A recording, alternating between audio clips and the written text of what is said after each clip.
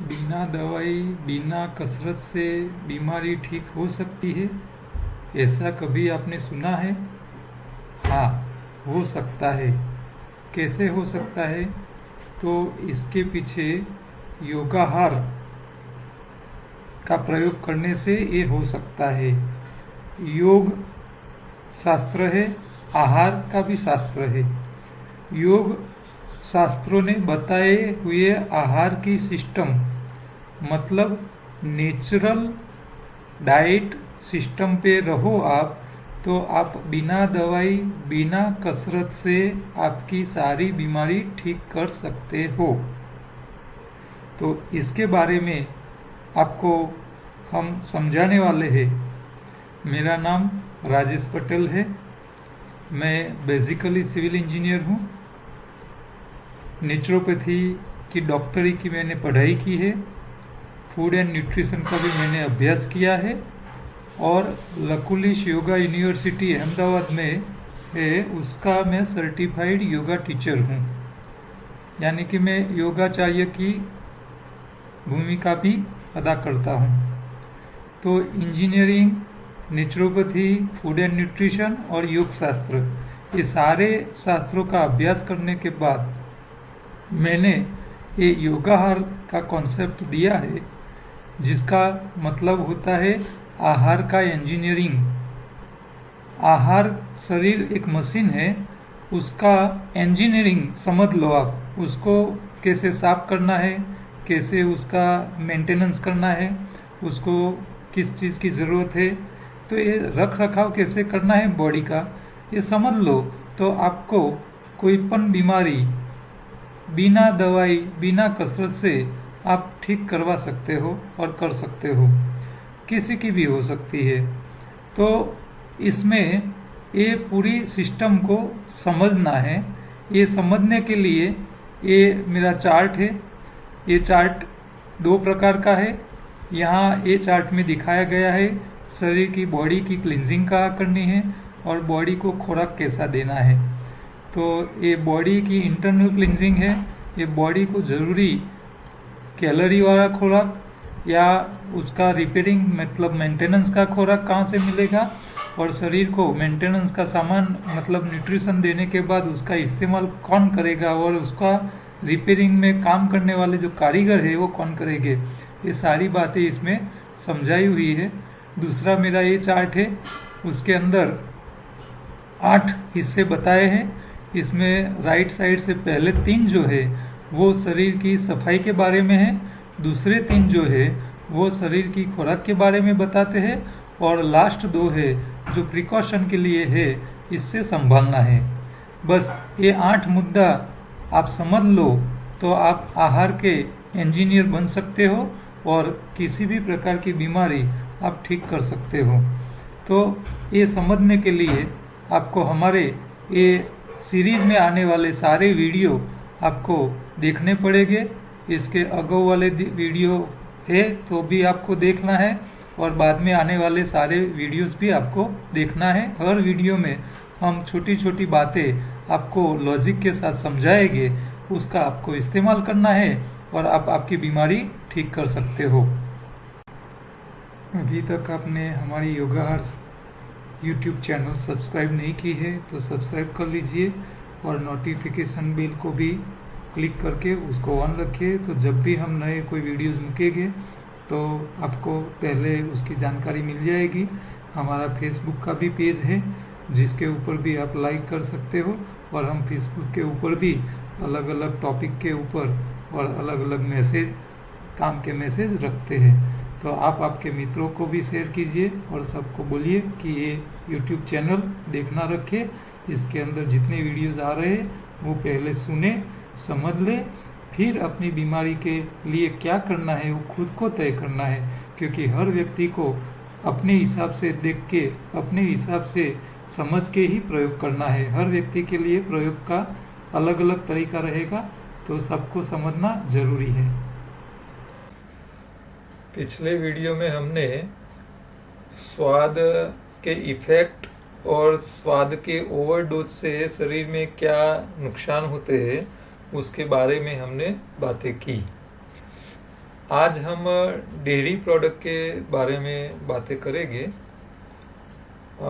Dairy product मतलब गाय भैंस के दूध की सारी जो बनावटें है, दूध है, छाछ है, दही है, चाय है, कॉफी है, तो ये सारी चीजें शरीर में क्या करती है, खाने चाहिए या न खाने चाहिए, उसके बारे में बातें करेंगे।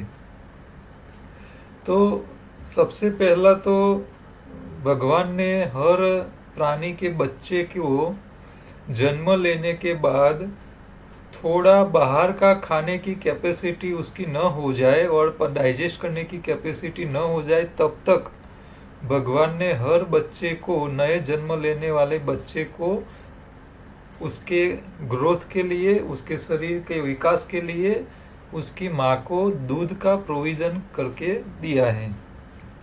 तो गाय के बच्चे के लिए गाय का दूध चाहिए, भैंस के बच्चे के लिए भैंस का दूध चाहिए, हाथी के बच्चे के लिए हाथी का चाहिए, मनुष्य के बच्चे के लिए मनुष्य का दूध चाहिए। तो हर प्राणी जो शाकाहारी प्राणी है या मांसाहारी प्राणी भी है, तो वो सबको, सब बच्चों के लिए भगवान ने दूध की अरेंजमेंट करके रखी है। तो ये दूध जो बनाया है वो जो प्राणी है उसके जैसा, उसके बच्चे को उसके जैसा बनने का है। तो प्राणी के जो दूध होती है उसमें जो क्वालिटी होती है, हर प्राणी के दूध में क्वालिटी अलग अलग होती है। ये आपको पता है कि भाई आप बकरा की दूध ले आओ तो बकरी का दूध जो है वो हल्का होता है। अच्छा, भैंस का दूध ले आओ तो भारी होता है पाचन में। आप बकरी का दूध पचा सकते हो, छोटा बच्चा उसको पचा सकता है, लेकिन भैंस का दूध छोटे बच्चे को दोगे तो पचा पाएगा क्या? नया बच्चा, ताजा जन्मा हुआ बच्चा है तो नहीं पचा पाएगा। तो हर दूध की क्वालिटी अलग होती है, हर प्राणी के दूध की। तो भगवान ने दूध बनाया है बच्चों के लिए, और जैसे बच्चा बड़ा होता जाता है और बाहर की चीजें खाना चालू करता है माँ के दूध के अलावा की, तब धीरे धीरे भगवान उसकी माँ को दूध बंद कर देता है। तो दूध जो है वो अद्भुत मटेरियल है, वो अमृत है इस धरती का। दूध नहीं बनाया होता तो ये प्राणियों का वंश आगे बढ़ता ही नहीं और अस्तित्व ही खत्म हो जाता। तो दूध जितना अमृत इस धरती के ऊपर दूसरी कोई चीज नहीं है, लेकिन वो सिर्फ बच्चों के लिए है, बड़ों के लिए नहीं है। अच्छा, दूध में क्या होता है, एक तो जो प्राणी है उसका आकार, उसका स्वभाव, दोनों प्रॉपर्टी, दोनों गुण उसके दूध में होते हैं। अब भैंस का दूध, भैंस का जैसा आकार देना है, भैंस जैसा स्वभाव बनाना है। गाय के दूध में गाय का जैसा स्वभाव और गाय के जैसा आकार बनाना है उसको, वो बच्चे को बड़ा होके। मनुष्य के बच्चे को मनुष्य जैसा आकार लेना है और मनुष्य जैसा उसका स्वभाव बनाना है। तो ये सारे गुणधर्म भगवान ने हर बच्चे के माँ के दूध के अंदर वो रख दिया है। अब क्या होता है कि स्वभाव कैसे इफेक्ट करता है। देखो, आप रोड पे जा रहे हो, रास्ते में गाय जा रही है, बीच में, रोड के बीच में, आप पीछे से साधन लेके जा रहे हो, आपको रास्ता लेना है, उसके साथ साइड लेनी है, तो आप हॉर्न लगाओगे पीछे से, तो गाय साइड देगी या नहीं देगी? गाय होगी तो साइड देगी और आपको रास्ता भी दे देगी और आपको आगे निकलने का रास्ता दे देगी रास्ते में चलते चलते। अच्छा, गाय की जगह भैंस जाती होगी तो आप पीछे से हॉर्न लगाते रहो, क्या रास्ता देगी? भैंस रास्ता नहीं देगी। क्यों नहीं देती? उसका स्वभाव ऐसा है। अच्छा, जो बच्चे भैंस का दूध पीते हैं वो रास्ते में जाते होंगे और पीछे से आप हॉर्न लगाओगे तो क्या करेंगे? साइड देंगे या नहीं देंगे? स्वभाव तो आएगा ही। तो आपके बच्चे को आप भैंस जैसा बनाना है, गाय जैसा बनाना है, मनुष्य के बच्चे को मनुष्य जैसा रखना है, वो कौन तय करेगा? आप कर रहे हो। तो ये अच्छा है या गलत है? गलत है। क्यों पिला रहे हो? दुनिया का कोई प्राणी दूसरे प्राणी का दूध खींच के नहीं खाता है। एक मनुष्य ही ऐसा प्राणी है जो दूसरे प्राणी का दूध खींच लेता है। वो भगवान ने बनाया है वो दूसरे प्राणी के बच्चे के लिए, और आप खींच के खा रहे हो। खाने से भी फायदा क्या है? अच्छा, आप बोलते हो ताकत मिलती है, न्यूट्रिशन मिलता है। तो शक्ति वाले खुराक तो हमने पहले भी आपको बता दिए कि जो वनस्पति आहार जो वजन में ज्यादा है, हाई डेंसिटी वाले है। अच्छा, ड्राई फ्रूट्स हाई डेंसिटी वाले, सबसे ज्यादा ताकत वाले तो वो है दूध से भी। ड्राई फ्रूट्स खाया करो, क्यों दूध पी रहे हो? अच्छा, न्यूट्रिशन मिल रहा है तो न्यूट्रिशन हरी पत्ती में जितना है उतना शायद दूसरी दुनिया के कोई खुराक में नहीं है। दूध से कैल्शियम ज्यादा हरी पत्तियों में होता है,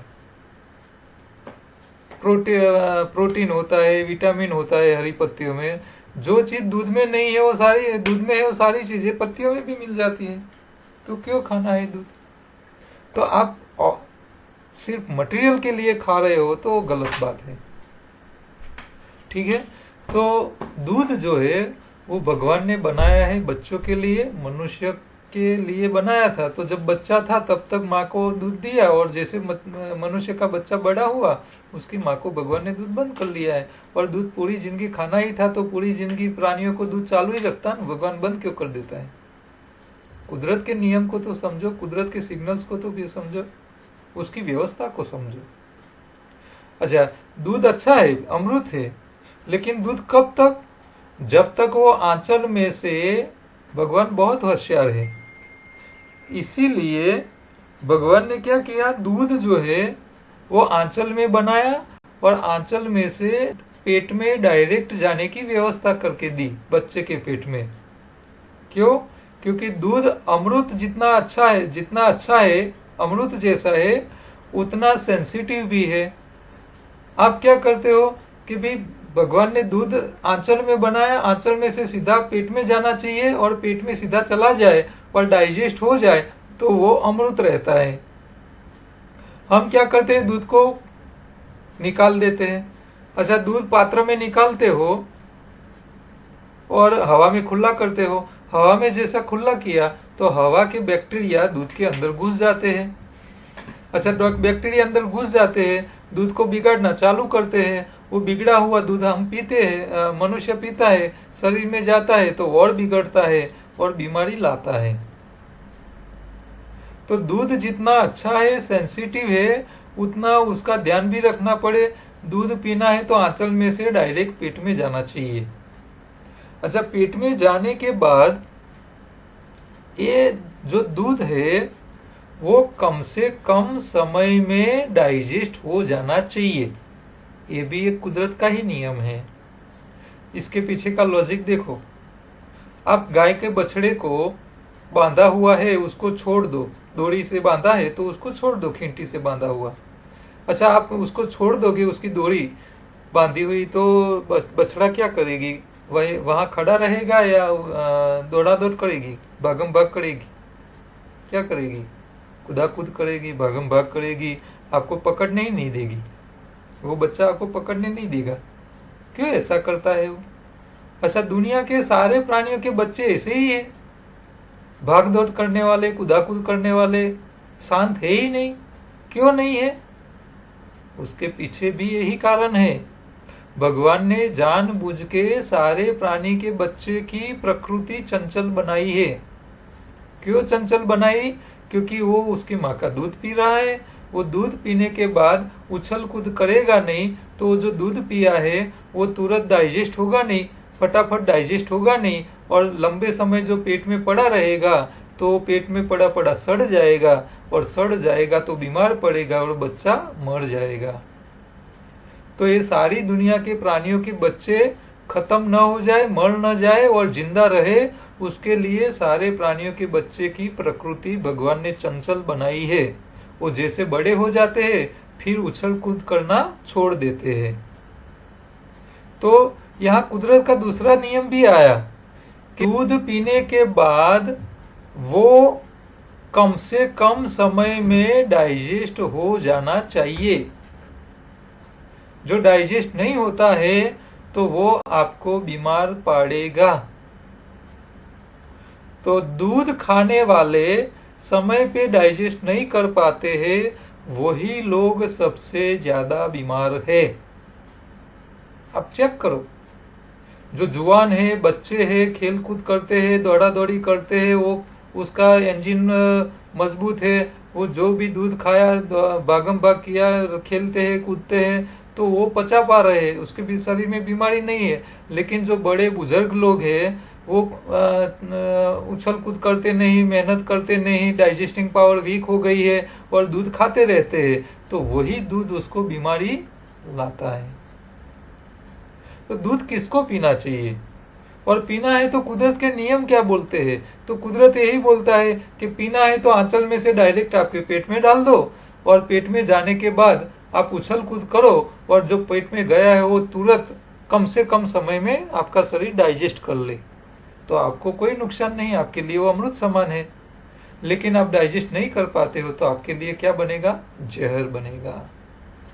तो ये संसार में जितनी बीमारियां है उसके पीछे सबसे ज्यादा कोई वजह है तो ये डेयरी प्रोडक्ट्स।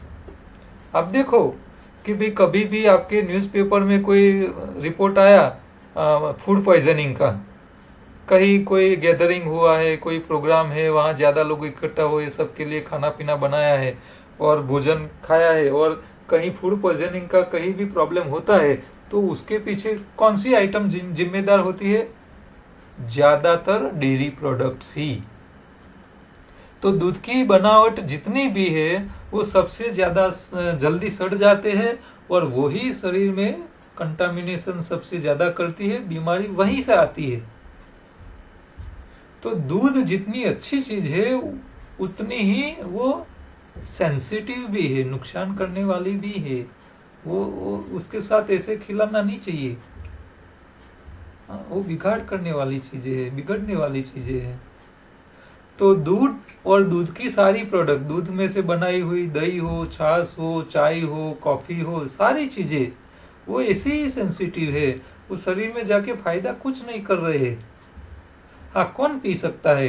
कि भी जो बहुत मेहनत कर लोग हैं, सुबह से शाम तक मेहनत करते हैं, पसीना निकालते हैं, जब खाने बैठते हैं तो उसकी जठराग्नि बहुत तेज है, जो भी खाया, पत्थर भी खाया तो पच जाए, ऐसी तेज जठराग्नि वाले को दूध की कोई प्रोडक्ट नुकसान नहीं कर पाती। क्यों? क्योंकि उसकी डाइजेस्ट करने की ताकत बहुत ज्यादा है, और जैसा पेट में गया तुरंत डाइजेस्ट हो जाएगा, वो बिगड़े इससे पहले शरीर खत्म कर लेगा। तो ऐसे मेहनत कर और बीमार नहीं है वो लोग दूध खाए, उसके लिए मना नहीं है।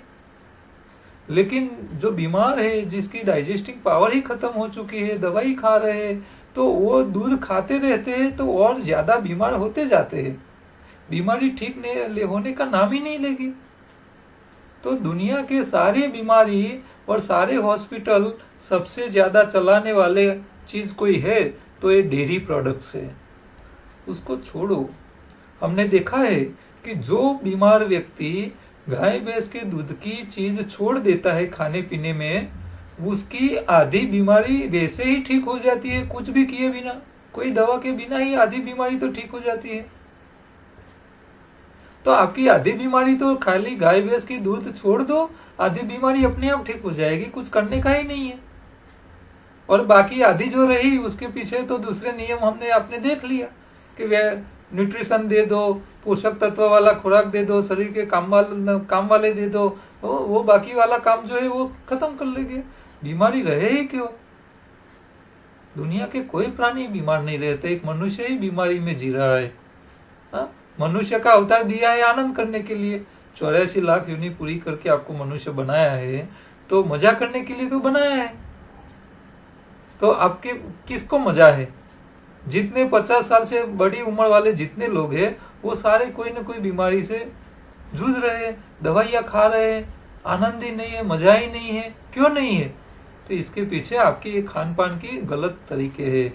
गलत जो चीज आपको खानी ही नहीं चाहिए वो खा रहे हो, पका पका के खा रहे हो, तीनों टाइम पका के खा रहे हो, चबा के खाते नहीं हो, न्यूट्रिशन का भान ही नहीं है। डॉक्टर लोग भी आपको सही बातें बताते नहीं है, उसको सिखाया नहीं गया, डॉक्टर का दोष ही नहीं है, उसके पढ़ाई में आता ही नहीं है सारी चीजें। वो सारे न्यूट्रिशन बेस्ड डाइट देते हैं, कभी कैलोरी बेस्ड ही डाइट देते हैं, न्यूट्रिशन की बात ही नहीं करते हैं डॉक्टर, अभ्यास में ही नहीं है। तो ये सारी समस्या पैदा होने के कारण यही है, हमारी छोटी छोटी गलतियां। ठीक है, तो डेयरी प्रोडक्ट उसको तुरंत बंद कर लो, इसकी जगह आप वेजिटेबल्स के मिल्क बनाओ और उसकी अच्छी अच्छी चीजें बना के खाओ। हाँ, मूंगफली के दाने को भिगो दो, उसको उसका क्रश करके दूसरे दिन उसका दूध निकाल के पियो, ग्राउंड नट का। अच्छा, बादाम का दूध बनाओ। आप श्रीफल जो भगवान को धराते, भगवान को जो लगाते हो बेट प्रसाद के तौर पे, श्रीफल जो आता है सूखा, वो उसका दूध बनाओ, कोकोनट मिल्क, उसके फ्रूट सलाद बना के खाओ। ये सारी चीजें खाओ। गाय भैंस के दूध की सारी प्रोडक्ट इफेक्ट क्या करती है शरीर में? जैसा शरीर, आप मान लो कफ वाले हो तो आपके शरीर में कफ बढ़ाएगा, आप पित्त वाले हो तो आपके शरीर में पित्त बढ़ाएगा, आप वायु वाले हो तो आपके शरीर में वायु बढ़ाएगा। तो गाय भैंस के दूध की, सारे दूध की जो एनिमल प्रोडक्ट है, वो सारी प्रोडक्ट शरीर में या तो कफ बढ़ाएंगे, या तो पित्त करेंगे, या तो वायु बढ़ाएंगे ही। कम कोई नहीं करता है, कुछ नहीं हो रहा है। और बीमारी कहाँ से आती है? कफ पित्त वायु से ही तो आ रही है। तो पहले तो ये मेन जो जड़ है उसको काट के फेंक दो, आधी समस्या ऐसे ही ठीक हो जाएगी कुछ किए बिना। डेयरी प्रोडक्ट को छोड़ो। अच्छा, डेयरी प्रोडक्ट में सबसे दूसरे नुकसान करने वाली चीज है चाय। अच्छा, कई लोग ऐसे हैं, ज्यादातर लोग सुबह में चाय बिना तो आंख खुलती ही नहीं, बेड में चाय चाहिए, बेड टी चाहिए। अब चाय आप पी रहे हो, चाय के अंदर कितना नुकसान है आपको पता ही नहीं है। आप गूगल पे सर्च करो, चाय के ऊपर इतना रिसर्च हो चुका है कि सबसे ज्यादा बीमारी लाने वाली दूसरी चीज है तो ये दूध के साथ यही दूध की आइटम जो है चाय। दूध नहीं पी रहे तो चाय पी रहे हो। अब चाय में आप 3 जहर इकट्ठा करके पीते हो। हाँ, 3। आपको लगेगा कहां से 3 कैसे हो गए साहब? तो जो चीज चाय बनाने में इस्तेमाल करते हो पानी के अलावा, वो सारी चीजें जहरी तो है। देखो कौन से होते हैं। तो पहले तो सबसे पहले क्या करते हो, आप पानी लेते हो, इसमें चाय डालते हो और उबालते हो। अच्छा, चाय के अंदर कौन सा जहर होता है? गूगल पे सर्च कर लेना, उसमें होता है टेनिन, नाम है उसका टेनिन। कॉफी में होता है कैफीन, और तंबाकू में क्या होता है? तंबाकू में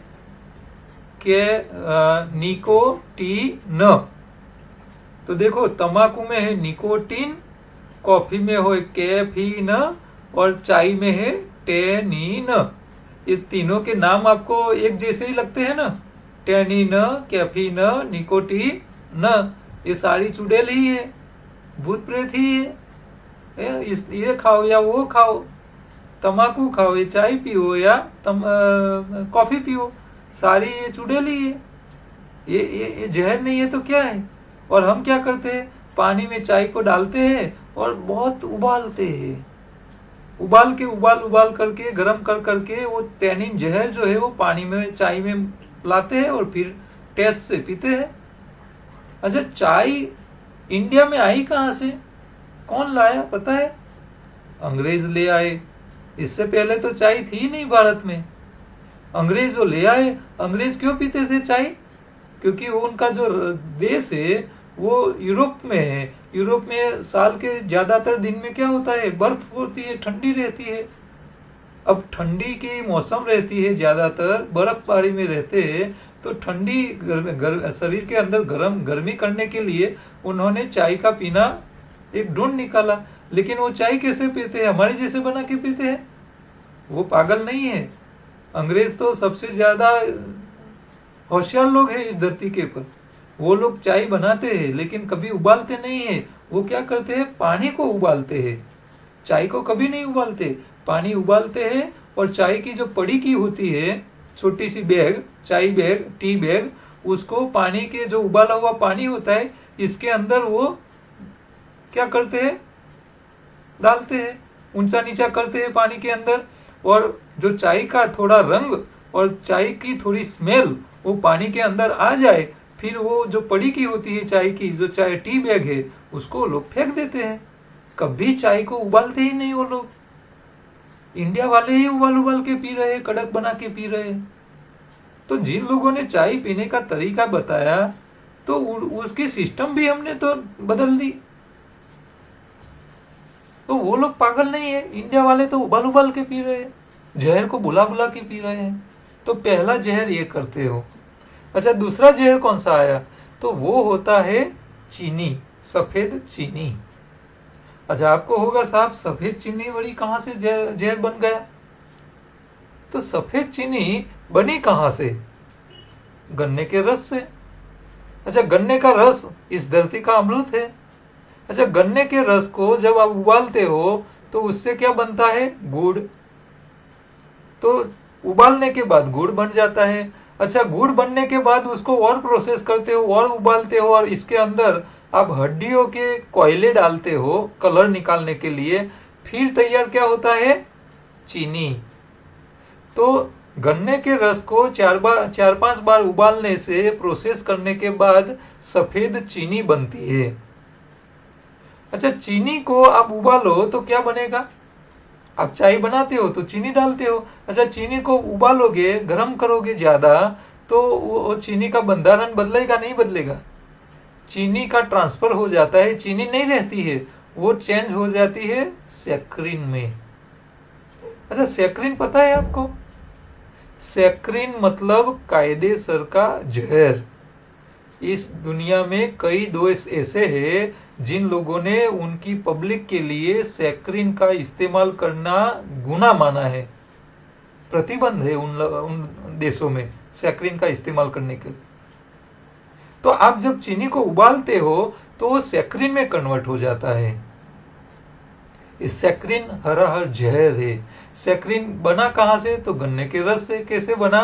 तो 4-5 बार उबलने के बाद वो अमृत जैसा गन्ने का रस सैक्रिन जैसे जहर में कन्वर्ट हो जाता है।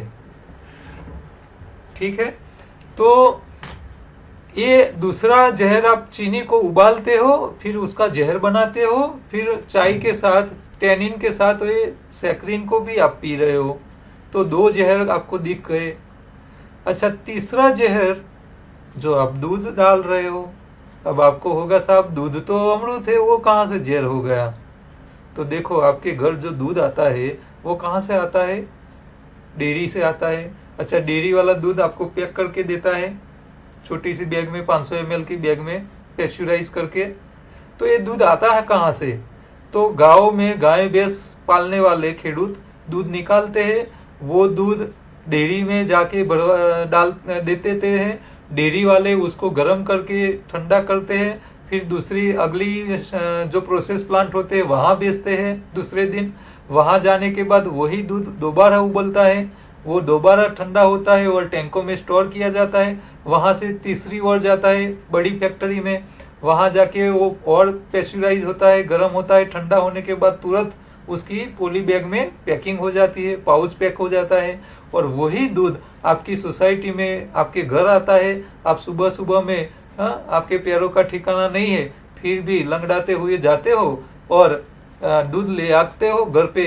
अच्छा, घर आने के बाद आपकी कैंची और पतेली या तपेली आप तैयारी रखते हो। आते ही वो काट दे दो, तपेली में डालते हो, उबालते हो, गैस पे रखते, और ठंडा होने के बाद उसको आप फ्रिज में रखते हो। फ्रिज में रखते हो और शाम को जब चाय बनाते हो तो वही दूध चाय बनाने के अंदर डालते हो और उसको और उबालते हो और फिर चाय बना के पीते हो।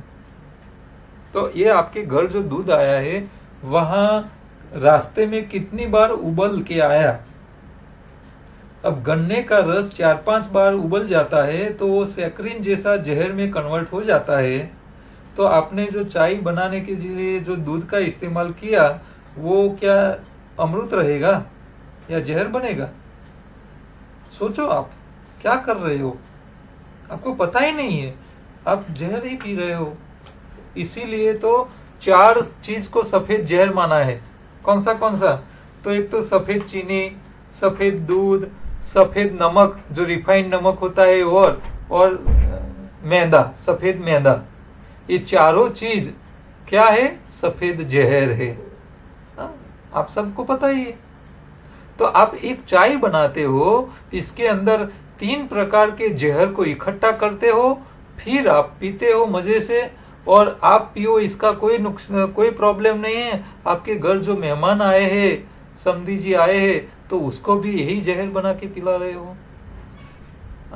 भगवान ने आपको किसी और व्यक्ति को जहर पिलाने का कोई आपको छूट नहीं दी है, आपको ऐसा करने का कोई बताया ही नहीं भगवान ने भी आप दूसरे व्यक्ति को भी जहर खिलाओ।